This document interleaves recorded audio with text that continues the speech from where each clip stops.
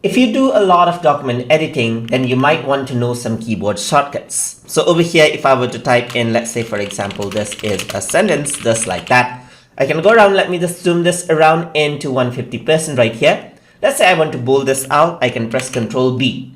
I can go around and italicize this by pressing Ctrl I, and then I can go around here and then underline it by pressing Ctrl U, just like this. So I can go over here just like that, change it out in a jiffy right there without even going around onto the top right there.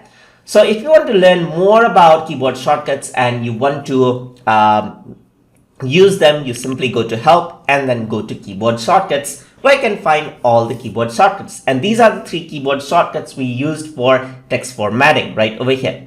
So there's for clear formatting as well. So there's Control plus space right there, or Control plus backspace. So let me just try that out. Control space, and there you go. The formatting is gone, just like that. So I can go over here in help on the keyboard shortcuts. There's text formatting shortcuts all over here for you. There's paragraph formatting right here. There's object editing, navigation menus, and comments, as you can see right here. So adding comments is Control Alt plus M. Let's just try that out. Control Alt M, and then there you go. There's the comment right over there. So you don't need to keep on searching for tools and everything else. Once you do that, just like that. So you can go over here and then choose the one you like, just like that. So over here, you can also search for something if you're not sure. So let's say, for example, I want to search for superscript. You can see that you can search for that particular shortcut key, and you can know what the shortcut key for that particular action is.